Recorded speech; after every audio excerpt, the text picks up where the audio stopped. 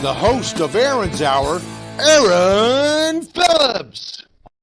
Hey, good morning, everybody. Good afternoon, depending upon the part of the world that you're in. Thank you for making me part of your day. Aaron Phillips coming to you from Virginia Beach. That's right, the East Coast affiliate location of WWDBTV. Of course, if you're watching us on Facebook, thank you so very much as always. Of course, catch us on YouTube. If you like YouTube better, that's cool. And if you do, make sure you hit that little bell so that you're reminded when our shows are available there on YouTube, on both the Aaron's Hour show page and the WWDBTV YouTube page. And of course, on Facebook, well, you're already there on the Aaron's Hour show page.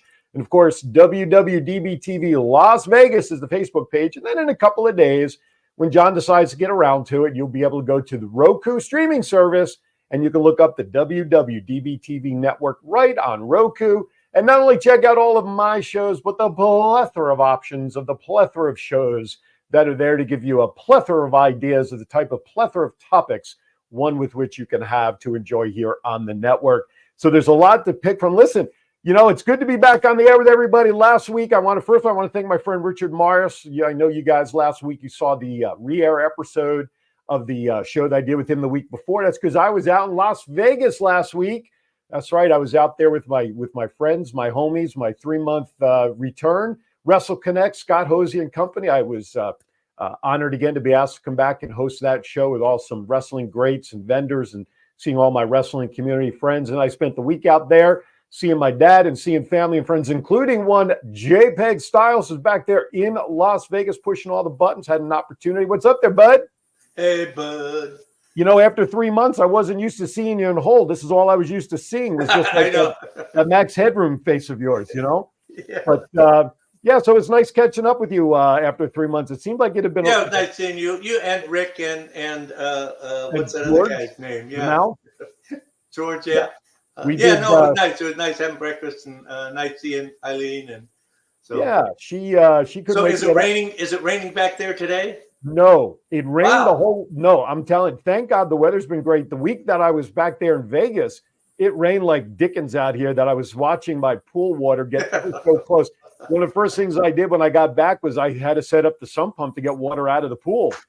But I'm pleased to say the grass is nice and green again. We had a little stretch where it started turning, but the grass is nice and green. No rain. Temperatures in the mid-70s. It's actually rather nice right now.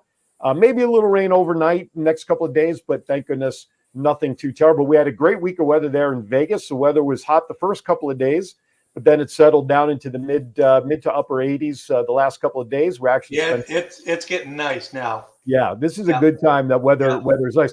But let me tell you something, John. That time difference of 3 hours, so really kicked my ass because after 27 years of being 3 hours behind the East Coast and getting used to that, I then moved here and shift to losing those 3 hours, and the body took a long time to still get used to realizing that it may say, oh, I don't know, 12 o'clock my time here, but 9 o'clock your time, like we have to do to coordinate the show.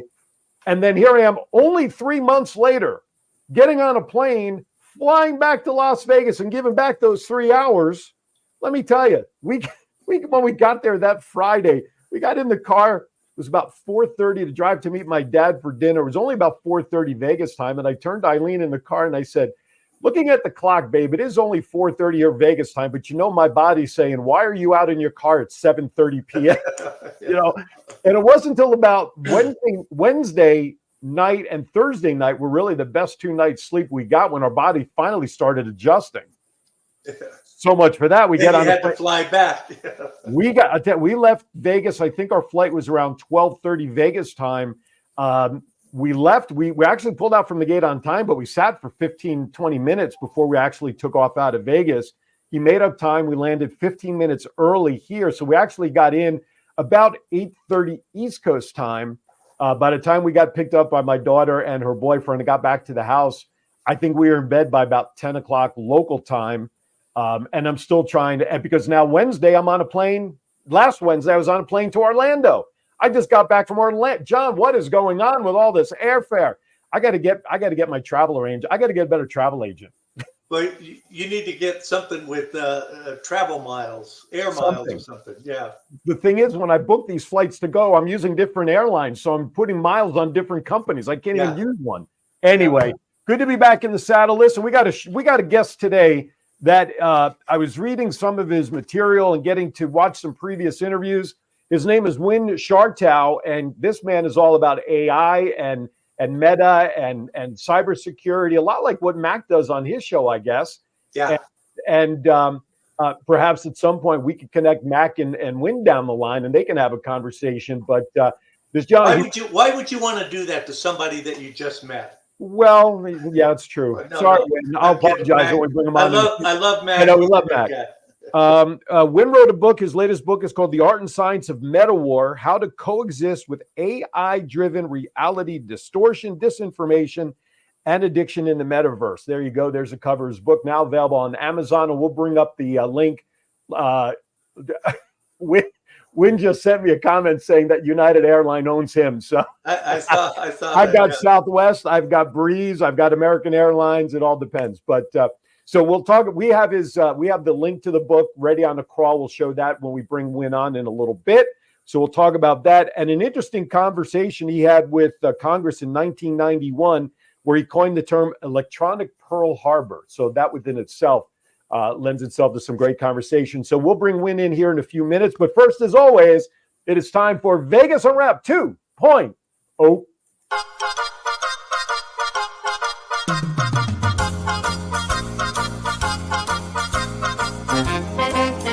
With a nod to the past and an eye to the future, here is Aaron Phillips with Vegas Unwrapped 2.0.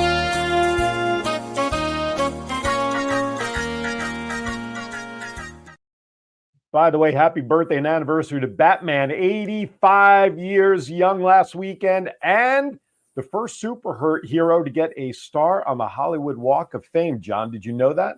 No, I did not know that. So all you people who pick Superman over Batman, Superman don't even have a star on the Hollywood Walk of Fame. So stick that in your. They have to pay for their stars. You know, I don't care.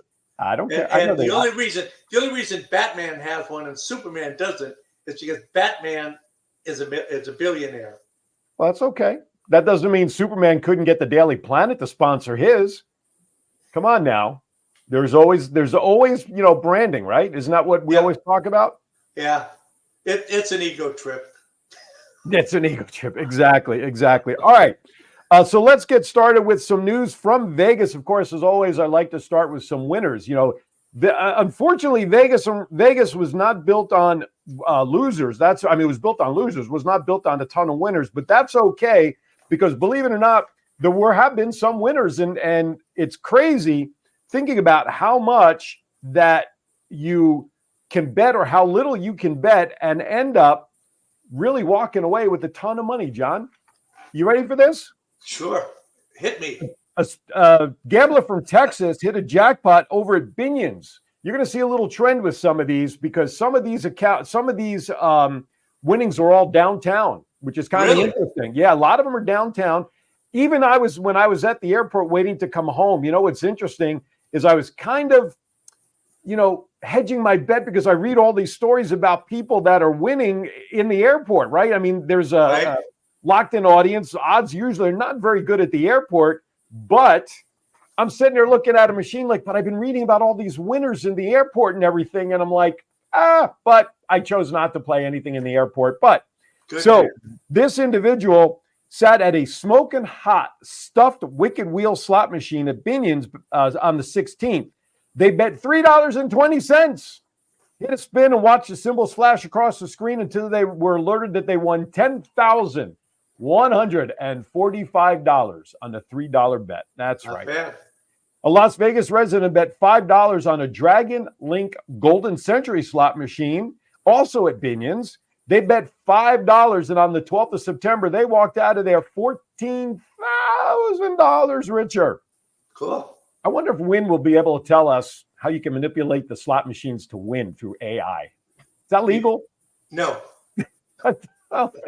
Well, listen, he's only going to tell us it's going to be amongst just the three of us. I mean, nobody else will know, right? I mean, geez Louise. All right, here's another one. This was at the Mohegan Casino. I didn't realize there was a Mohegan Casino. It's 2 miles east of the Strip somewhere. I didn't even realize that. I have no idea. Yeah, well, that's all right. One player bet at $3. Oh, wait a minute. That was the wrong one. The Mohegan one. Sorry, let me go back. Ultimate Explosion slot machine also at the Mohegan Casino on September 19th bet $1.88, John, and walked out with $23,000 for $1.88. That's not bad. You need to think about this for a minute, okay? Yep.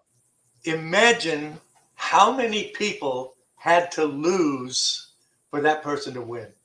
Right. That's what we listen. How many people had to lose, right? Plus, how many $1.88s did this person? I always say that it's great that they won in one spin, but how many $1.88s did they put into that machine in their lifetime to get that $10,000 or $11,000 back? Let's see. Another gambler. It's like a savings account. Exactly. Remember the old Christmas club accounts that would come due every year? Yeah. That's what it's like. That's what it's like. All right. Down at the Suncoast, $3 bet was placed on a slot machine, and this person won $11,000. And then down at Sam's Town, $1 scored somebody 10 grand. See? Wow. So you don't have to be in it a ton to win it. Yeah. So that's good. All right. I have some Amazon news. One specifically to Vegas, one just generally speaking. Let's talk about the general. You know, twice a year, Amazon always do these Prime deal days, right? Special deals by, right? Usually they're around the holidays, Christmas, Thanksgiving, Cyber Monday, or whatever. Well, apparently they have the Amazon's Prime Big Deal Days coming up October 8th and 9th. Now, unlike other sales that they do where it's good as long as you have an Amazon account, this is only if you have Amazon Prime. If you don't have Amazon Prime, then you cannot qualify. But it's easy to get an Amazon Prime account. You just log on for a regular free Amazon account, and then you have the option for Amazon Prime. There's like a monthly membership or annual membership, whatever it is. If you shop a lot, though, on Amazon, you want the Prime because it does save you on shipping. Yeah. I've got the Prime membership because, you know, especially with all the stuff that I buy for the studio, it has saved me. So. Absolutely. It does that. Plus, you can get access to Amazon Prime movies and videos if you have the Amazon stream that non-Prime members have. So that is October 8th and 9th.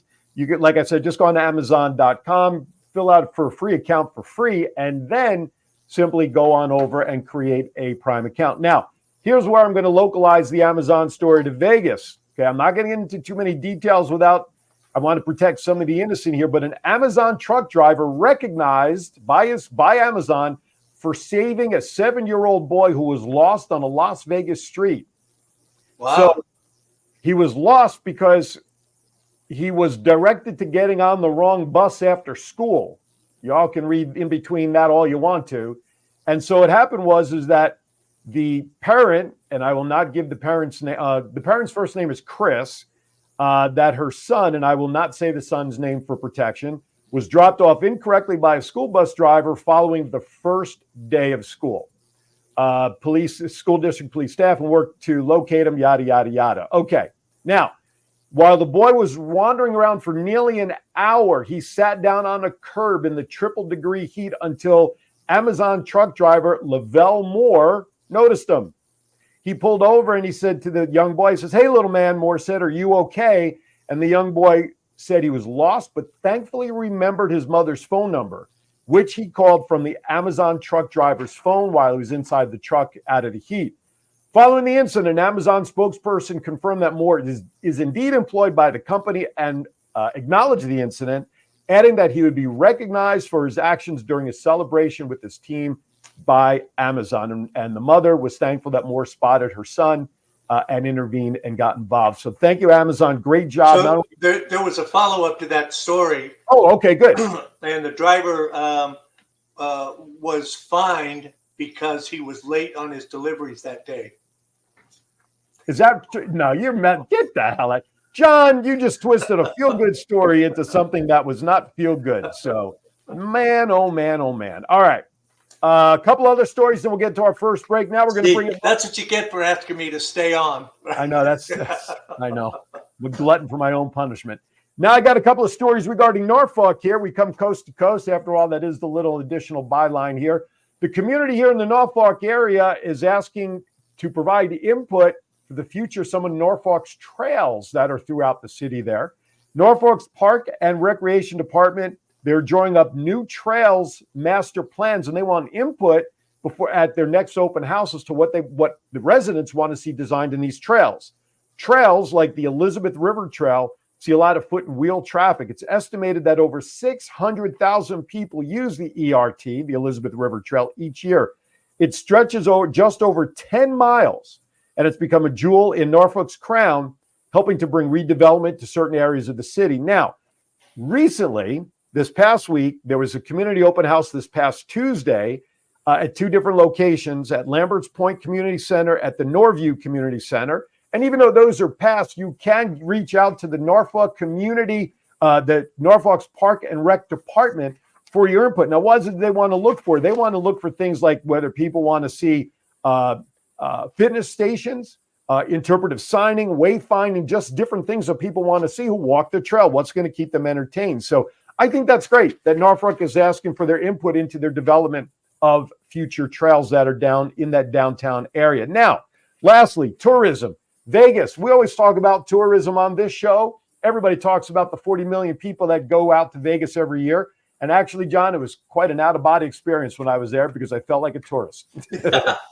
We walked from the Tuscany over to the Link, and we walked the Link and did all. It was like, I felt like a tourist. Anyway, check this out. Now, a new report shows spending in Norfolk reached $1.4 billion since 2022. That's a lot of money in 2 years to be coming in here. According to the Virginia Tourism Corporation, tourism in the state generated $33.3 billion in visitor spending, putting it at a 10% increase since 2022. Last year, Norfolk spiked at 12,500 jobs in the hospitality and tourism industry, which is the highest number to date. Out of those jobs, more than 8,000 are supported by outside visitor dollars. Do you think it has anything to do with the Navy being there and the ships and people coming in to see the ships and stuff? It's, you know what? Yes, that's part of the tourist attraction. So there are 5 areas that they say that they're looking for. So the categories include the 5 categories that this was calculated on by visitors was recreation, transportation, lodging, food and beverage, and retail. Transportation was the top category, making $614 million in visitor spending over the last 2 years. Okay. Now, one area that I'm purposely glossing over that they are expanding, you mentioned ships, but not the Navy. UFOs. No, that's over there by you. Carnival Cruise Lines now goes out of Norfolk. They have cruises now, and now they're expanding the Port of Norfolk. You can take different itineraries aboard the Carnival Sunshine, which is one of their newest ships for the Carnival line. 4 to 7 day cruises to Bermuda. They have 5 to 7 day trips to the Bahamas with stops in Nassau, Celebration Key, and Grand Turk. And there are longer stays available as well, 8-day sailings through Eastern Caribbean ports and throughout Canada. So Carnival cruise ships. Now, of course, the Navy having its establishment here with downtown with the ships, and they just had I know as you have, I'm blanking on it, but they just had a air show here out at the Naval Base. The Blue Angels were out here this last weekend, and we're just about there. So a lot of stuff going on. Put Norfolk, Virginia Beach, Chesapeake. Listen, it's a great destination spot. All right, with that, I know I ran a little long. Isn't Virginia for lovers? It can be. Of course it is. That is their state motto, right? Is it on the sign behind me somewhere? No, it's not on there. We got to get that on there. All right, with that, we're going to step aside for our first break. A little long on the first break. We'll apologize to my guest, Win, when he comes on, because I want to make sure we have a lot of time. You should probably call him to wake him up, make sure he's awake after all that. So I know. I was asleep too, so wake me up first. All right, with that, you're watching Aaron's Hour. My guest, Win Shartow, will be on right after the break. We'll be right back. Are you feeling overwhelmed or stressed? Remember to take a moment for your mental health. At the Mental Health Moment, we believe in the power of self-care and community support. Our mission is to encourage and empower individuals across generations to prioritize their mental well-being. Our program called CARE takes you through community, awareness, resources, and education so we can support you every step of the way. Join us at the Mental Health Moment. Visit our website or follow us on social media because your mental health matters. Remember, take a moment for your mental health. This is the story of one man's incredible journey from 350 to 200-pound weight loss and his mission to help and inspire others. Aaron Phillips. People are praising Aaron's new book with 5-star reviews.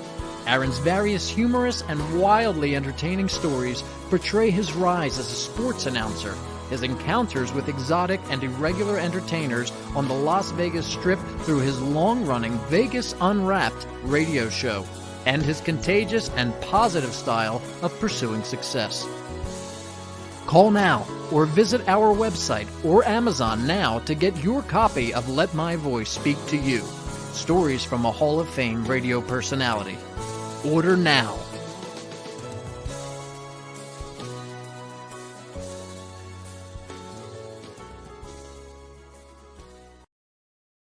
All right, welcome back. No, there's no UFOs in Norfolk. With that, what a great intro. Let's bring in our guest. Win Shartow joins us from Nashville, Tennessee. There's no North. Are there UFOs in Tennessee there, Win? I've never seen one here. That you know of? That I'm aware of, not here. That's right. That's right. My good friend Red Skelton, Brian Hoffman, does a show down there. He is the #1 recognized Red Skelton impersonator. And he's down there in your neck of the woods. Actually, I think he's over in Pigeon Forge. I don't think he's in Nashville, but some will say he's a UFO. Anyway, with that, Win, thank you for joining us today. Win Shartow, he's an author of a book titled The Art and Science of Meta War, How to Coexist with AI-Driven Reality Distortion, Disinformation, and Addiction in the Metaverse. And I was reading the sample that, and first of all, shout out to LaTanya, your publicist. She and I communicate an awful lot, and I appreciate her line of communication with me as well. She supplied me with a little bit of sample of the book, and as I was reading the sampling, it's interesting because when we think of AI and we think of how we are controlled by what we read and see and all of that out there now, didn't TV and movies do all that back in the 30s, 40s, and 50s before computers even became a thing with AI and programming and all of that? I mean, aren't we always kind of influenced by what we see out there? Absolutely. Well, #1, thanks for having me on. It's funny. People talk more and more recently about the metaverse and AI and all this stuff. And part of the point of the book and the thesis is that the metaverse has really existed, in my way of looking at things, for, we'll say 50,000 years. Because the metaverse is about creating an immersive experience that is believable based upon a narrative. It's all about storytelling. And the storytelling can be sitting around a campfire and scaring the bejesus out of a bunch of kids. It can be reading an incredible book and getting fully immersed in it. Watching TV, and none of these really require what we would consider today to be advanced technology. It's all about getting involved in the story, and the more involved you are in the story, the more believable it is, and the more that you are ultimately influenced by it. Absolutely, and I think that's why I love the campfire example. I mean, we try to influence others in storytelling and conversation and what we believe in. I mean, we can see, and this is the only time I'm going to say this P word, and that's politics. When we hear and read what's out there, we choose to be influenced or can be influenced by what others are saying versus our own beliefs. But I love the idea of storytelling, when I think that's a great word. And I love the word, and I talked about this in the intro earlier. In your book, you referenced that in 1991, you were called to Congress and you used the phrase electronic Pearl Harbor. Talk about that. Paraphrase that a little bit to what you meant by that in that meeting. Well, again, this is super early days, pre-AOL, pre-everything. And I had this idea that ultimately the world of cyber, information superhighway, whatever term you want to use that was in vogue back in the late 80s and early 90s, was ultimately going to be weaponized and used as a warfighting mechanism, a warfighting terrain, if you will. And I was called by Congress to come in and give some opinions on that. And I discussed what the capabilities were. It wasn't about intentions. It wasn't about who's good and who's bad. It was the pure capabilities of the technology that can be used for both good and by bad actors, but for evil, for nefarious purposes. And during the testimony, one of the congressmen said something roughly equivalent to, Mr. Schwartau, can you tell this committee why the bad guys would ever want to use the internet? And that was the only question really that didn't stump me, but it threw me back, because to me it was so incredibly obvious that all technology throughout history has been used for the purpose of the storyteller, whoever is telling the story. And in the case of cyber war, cyber terrorism, it was exactly the same thing. In the very, very early days, what could you do that was bad? And back in those days, it was computer viruses more than anything else. And that became the basis for the concepts of cyber war and information warfare with all the governments around the world. Right. John, do you have a question at this point? Because you have a base of comparison, because you have a show on the network with Mac about cybersecurity. Right. I'm just curious. It's called Cybersecurity Awareness TV, and Mac Jackson Jr. he's a professor out here and teaches cybersecurity and has a business. He's a business consultant as well for companies on how to protect yourself from cyber attacks, and it's extremely interesting. And I do want to bring up, because the big thing right now is AI, and there are all kinds of horror stories, and there are all kinds of positive stories, and I'm thinking that this is just like any other technology that we have developed in our history. There's a way for it to be used as a tool for good, and there's a way for it to be used for nefarious, intentions. Based on your experience, what do you see? How do you see us developing that? I mean, do you see that it's more? Is it as beneficial as some of us think it could be, or is it as detrimental as some of us think it could be? Yes. Okay, good answer. I like that. That's a John Stiles answer. There you go. Multiple choice, one answer. Love it. Back at you, John.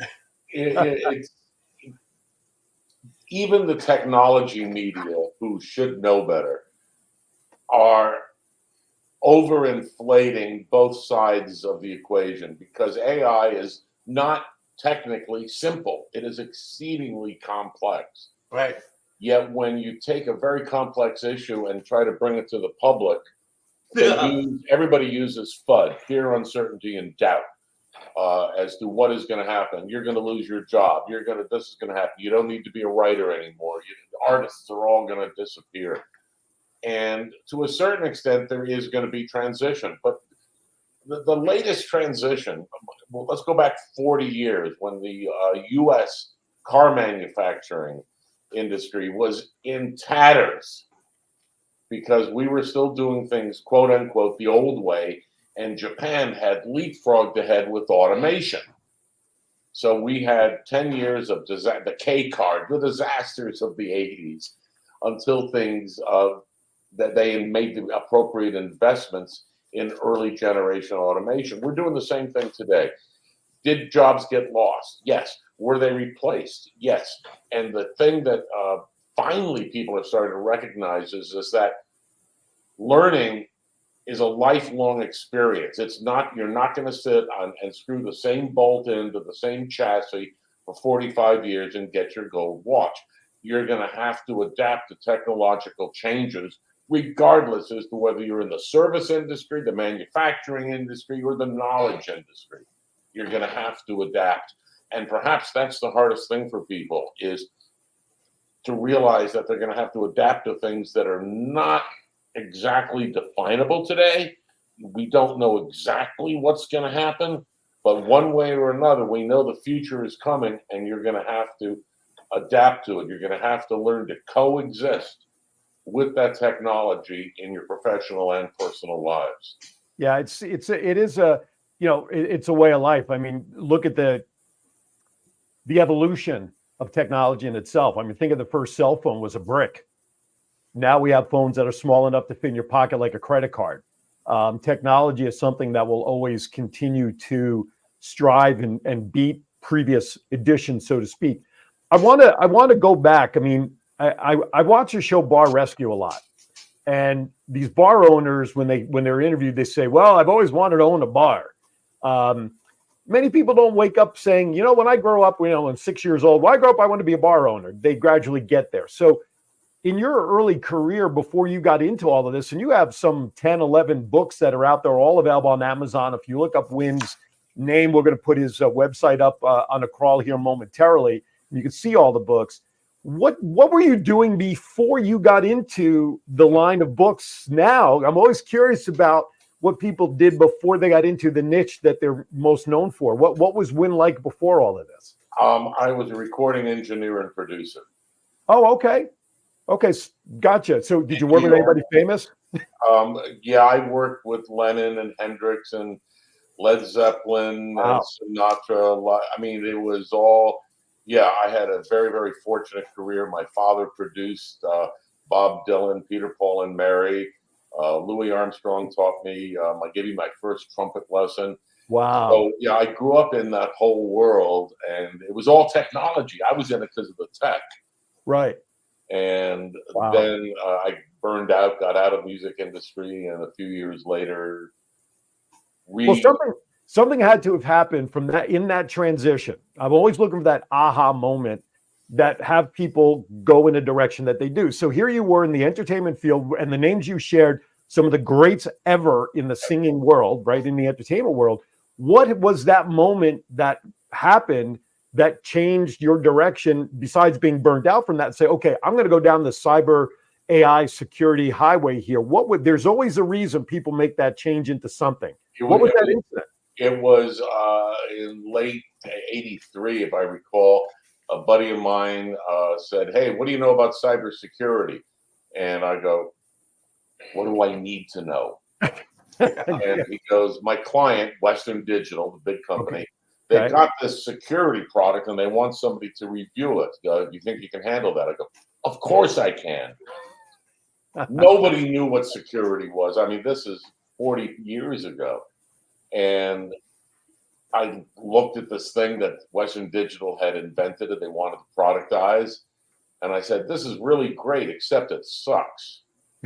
And I wrote a business plan for it. And ultimately, they did not follow up on it. But that was the moment that it gave me the bug of, boy, this is cool stuff. I don't understand it. Nobody understands it.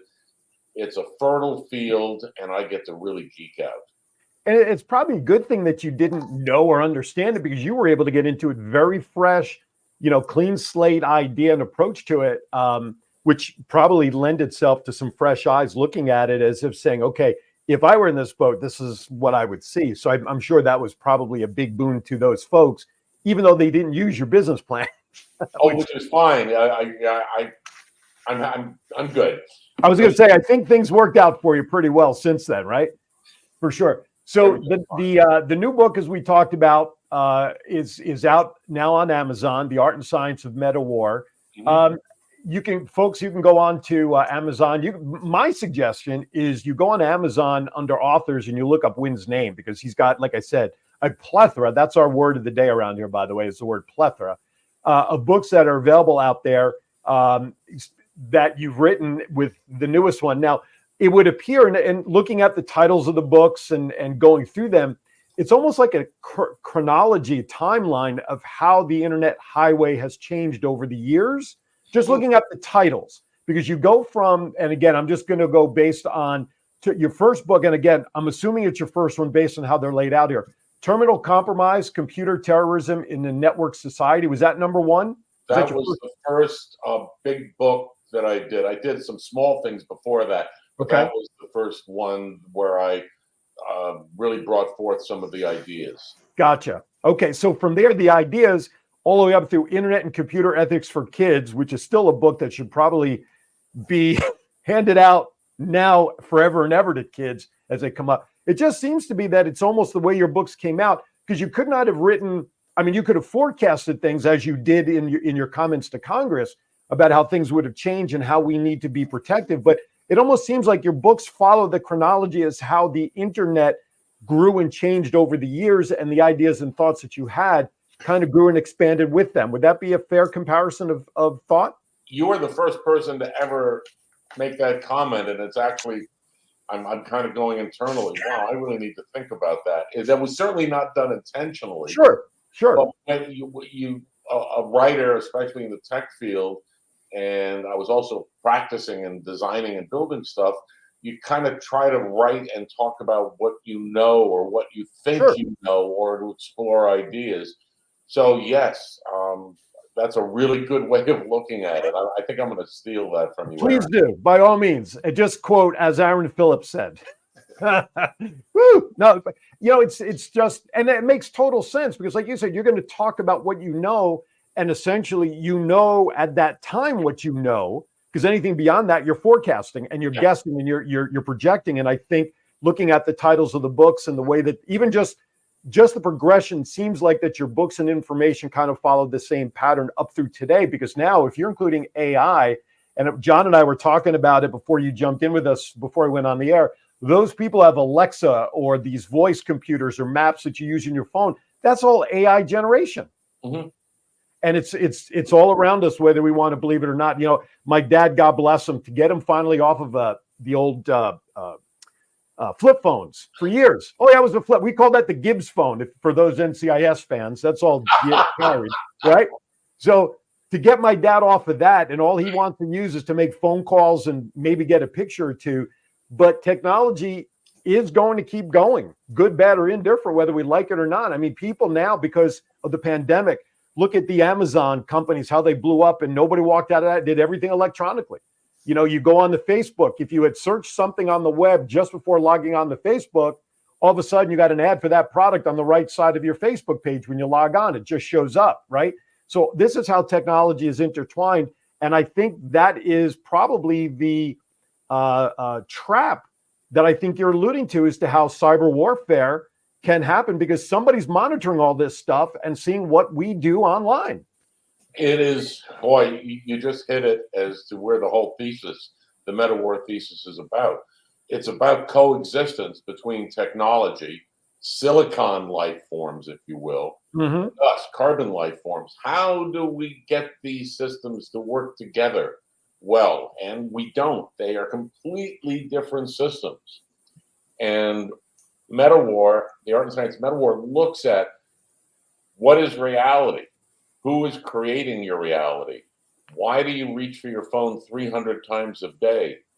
Do you know that Silicon Valley will not fund new projects that are not highly addictive by definition? So we have a nation where we have addiction has been endorsed as part of our financial system. Results of it be damned. I mean, would you give your 6-month-old a pacifier that has a little bit of cocaine in it? Not if I didn't. Well, John may have tried it, but I wouldn't. I mean, I'm saying your 6-year-old, your 8-year-old kid. No, I know. Yet people will give their 8-year-olds a phone that has a like button. When that like button gets clicked either by them or by one of their friends, alleged friends, there is a chemical released in the brain that does the same thing cocaine does. Really? That's the endorphin stuff or whatever? The first hit is serotonin, then it goes dopamine, and then it works its way through various chemical processes. Wow.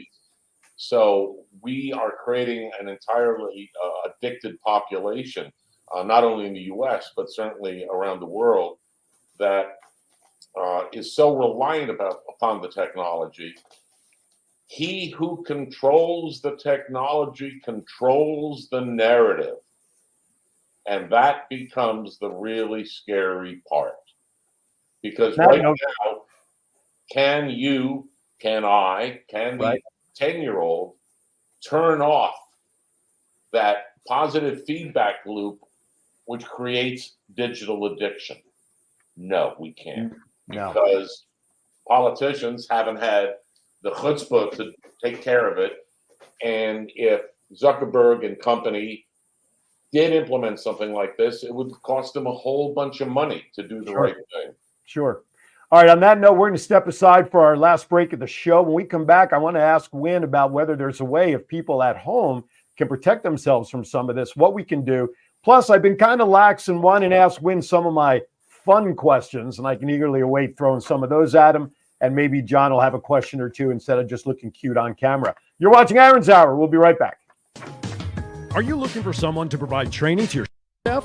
Do you need a motivational speaker about how to handle change? Do you have an upcoming event that needs an MC to handle those responsibilities? Well, look no further than longtime Las Vegas radio personality Aaron Phillips.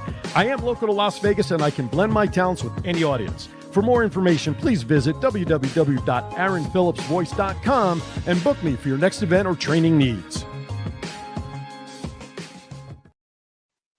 Are you feeling overwhelmed or stressed? Remember to take a moment for your mental health.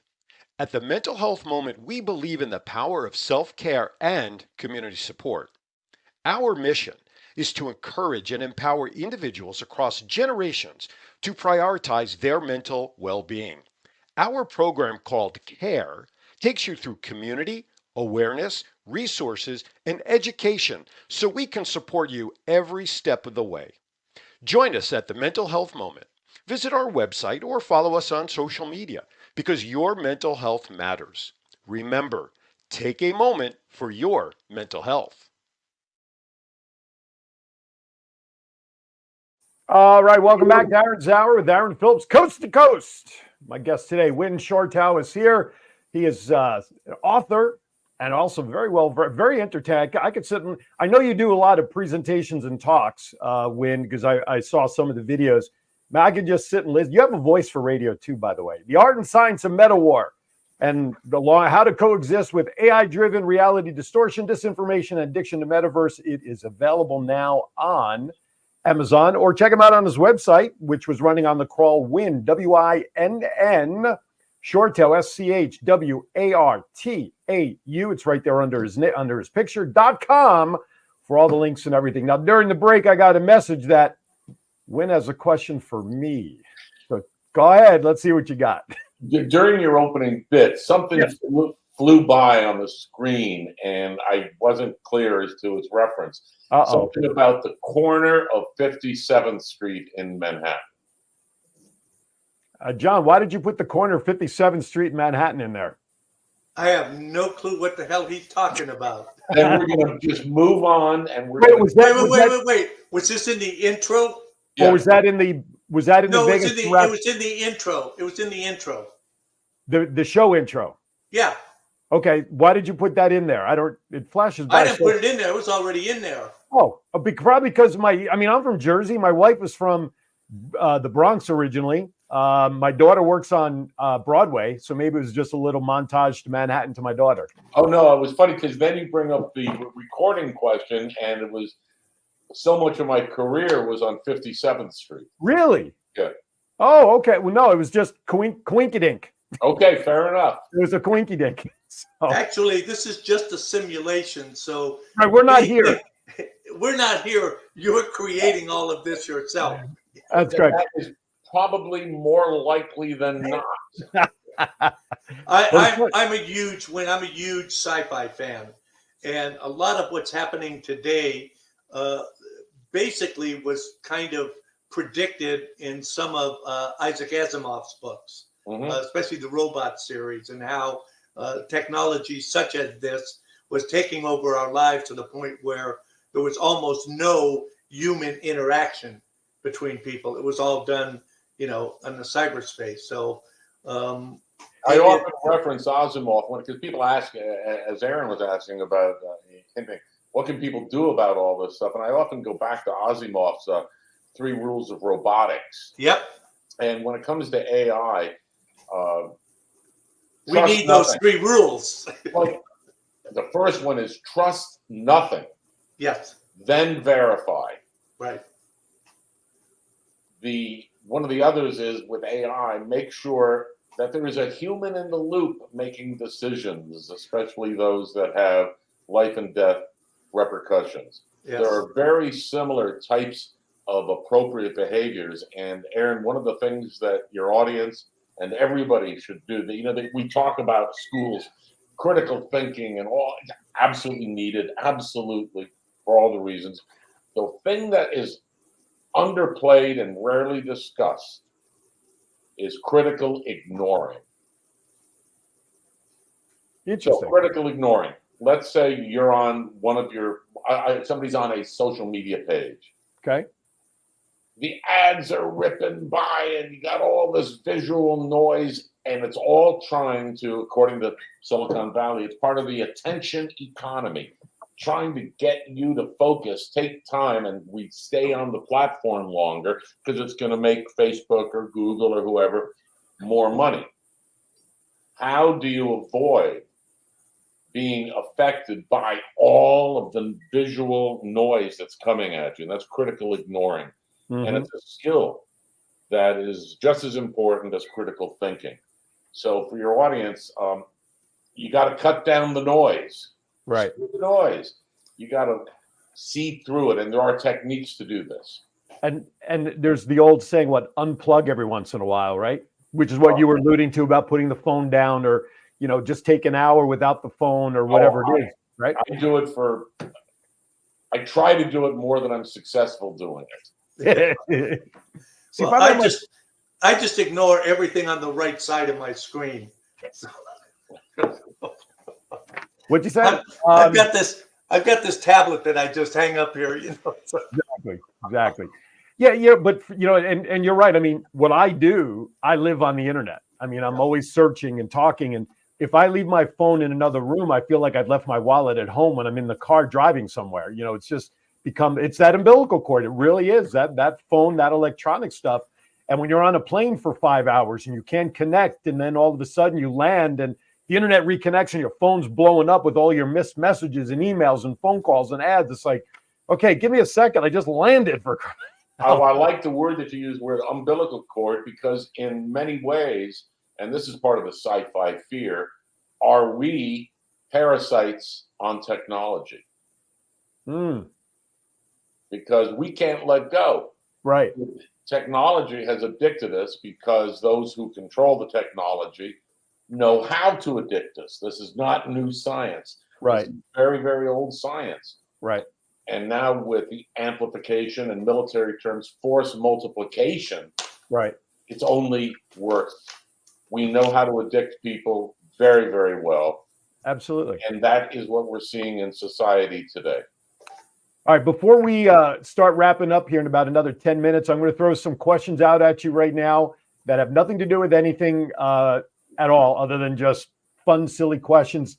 Top of the moment, spur of the moment answers to the questions.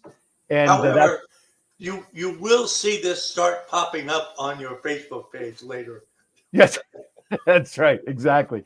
All right, first question for you, Win. Who's your favorite actor of all time? Jeez. Boy, I'm going to go with John Cusack for the moment. Okay. How about favorite actress of all time? Whoever played Judi Dench. Okay. Oh, wow. Yeah. Okay. What is your all-time favorite movie? So that when it pops on your TV, streaming service, or whatever, you grab your favorite adult beverage, popcorn, and a significant other. You literally disengage from the world for 2 to 2.5 hours. Don't want to be disturbed. What movie is that for you? Independence Day. Sci-fi figures. Okay. Next. No, that was actually pretty awesome movie. What is your favorite music genre? Since you've been in the music profession, my wife and I always talk about this. It lays between, it's pretty wide. Things from the 40s through the 70s. We'll just leave it at that, in that era. Okay.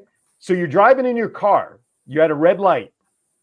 Windows are rolled up. You don't care what anybody's seeing inside. Your favorite all-time song that comes on the radio that you will start bebopping and singing and lip syncing and karaokeing to, and you don't care what anybody is seeing you look like. What song is that for you? Disco Inferno.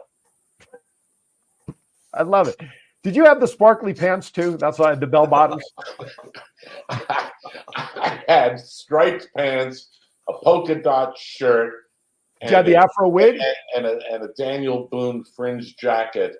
And it was all supposed to be coordinated, but I'm colorblind. I am fashion blind. I am face blind. So these days I wear black.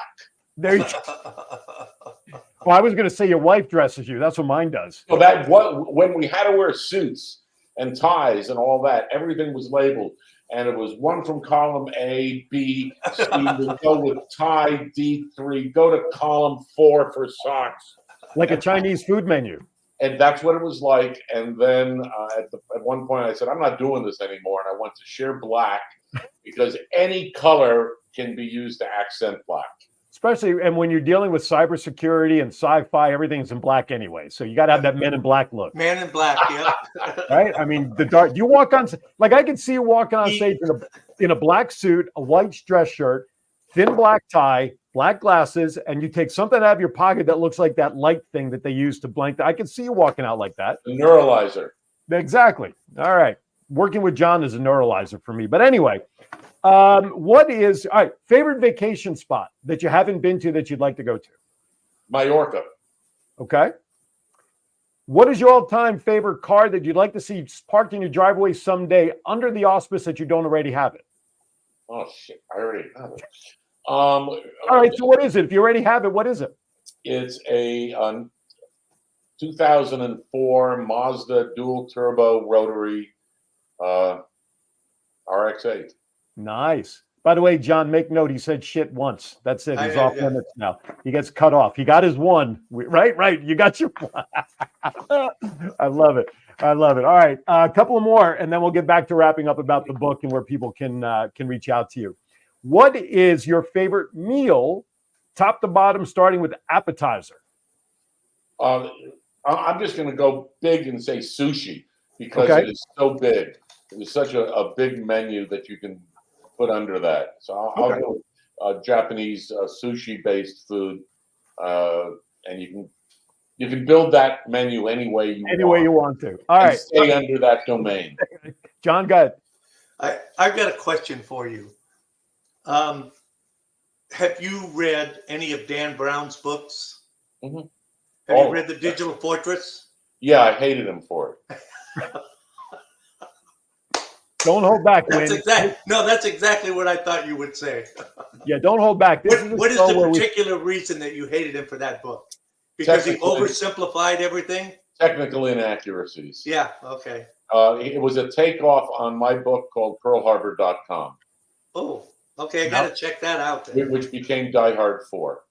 It's by the way, PearlHarbor.com is still available on Amazon, according to the website. You can also, I don't think you can get it for Kindle, but it is available on paper. No, it's Kindle. It's free on Amazon Prime. Oh, there you go. See, I have the website up. I got all titles right there for you. So what kind of books do you read, aside from the sci-fi, cyber stuff that you write? What do you read for enjoyment? I read, somebody asked me this on a talk show in Vegas I did about a year ago. And my answer through them, I like watching Victorian era reading Victorian era female detective stories. Wow, that's pretty specific. That's good, but that's a departure from what you write about. They're very linear, easy, relaxing stories that put you in a different time, put you into a different reality that you can still relate to intellectually. Say, okay, Victorian stuff and what have you. And I spent a fair amount of time in Europe, and I love just walking around some of those areas, especially in London, where the Victorian era stuff. And when I go to a restaurant or a pub or what have you, I gravitate towards those kind of environments. Right on. Two last questions of these, and then we'll get to wrapping up about the book. Number one, favorite superhero, Batman or Superman? Oh, boy. All right, Superman. Well, that'll do it for Wynn's appearance today. All right. The last question I have in that series is a relatively serious one. When the day comes that you're at the pearly gates and the maitre d' is there to welcome you through the pearly gates, what is it you want to hear them say to you as you enter? Wait, I have to answer this for him. Go ahead. What's your password? Oh, no.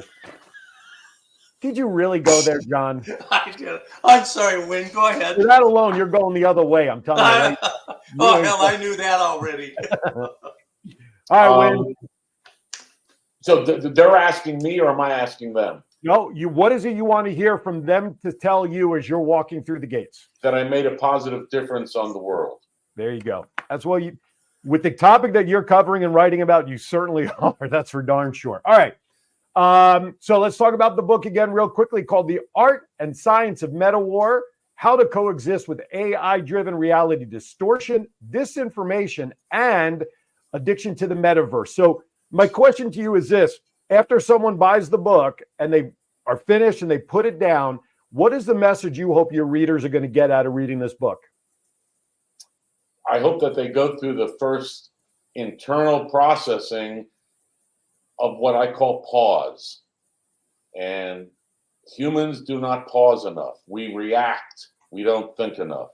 We operate based upon our primal instincts. Humans were built to survive. Lions and tigers and bears, oh my. We were not designed to survive technology. We were not built to coexist with technology. That is a man-made artifact. And people need to take a moment, sit back and pause, stop the knee-jerk reactions, and build in a pause button to their automatic processes in order to come up with a more cogent, rational response versus knee-jerk reactions. I got to ask, is there another book after this in writing already in draft form? According to my wife, absolutely not. Well, there you have it. His name is Wynn Schartau. Wynn, WINNSCHWARTAU.com. All the information about his book. Now, if people want to reach out to you, I know you do presentations and speaking. Is the website the best place to get a hold of you? If they can't find me, I don't need to talk to them. I'm too easy to find. I was going to say, if they can't find you, you don't exist, right? Is that what we're really saying here? I don't have business cards. I'm out there. There you go. Please find me. There you go. By the way, John's favorite character on Star Trek is Data, if you can imagine. I mean, come on now. That epitomizes everything, doesn't it? Hold on. It's too bad you don't have that pic. We're in your other. Oh, I do right here. Oh, cool. Oh, there you go. Wait, that's not one of the little Russian dolls, is it? Oh, No, shit. it's a USB stick called That's a Data. USB. Okay, cool. That's Called awesome, Data. dude. He has this Data USB that's port. brilliant. Love it. Love That's it. I have a brilliant. Batman one. How come you don't go crazy like that over my Batman one that I have like that? I've never liked Batman past the TV series. Well, that's okay. Adam West is the only true Batman. All right, if we want to say Batman from Kapow days, I'll go with you. Well, but as soon as they took it seriously, it's too dark for me. That's why I wrote a Victorian women. Wynn, if you ever come to Virginia Beach, I'll bring you to my home studio. You'll see why I love Batman. Here, wait. Let me. I don't know how well it'll show up, but here's the back of my phone. Ah, okay, the original and the Boy Wonder. That's right. All right, ladies and gentlemen, Wynn, thank you again for coming on. Thank I you. like this. We'll talk after we go off air for a moment or two, so don't go anywhere. Ladies and gentlemen, thank you for watching this week. Next week's show, I'm bringing on a gentleman from Las Vegas, Sam Kirby. He's a realtor out there. We're going to talk about the real estate market in Las Vegas, how it's rebounded after all the stuff that's been going on with the pandemic and building and not building and the A's and the Raiders and all that stuff. So join me next week with Sam. Great guy will be on. Of course, John will be there with me pushing all the buttons. Right, John?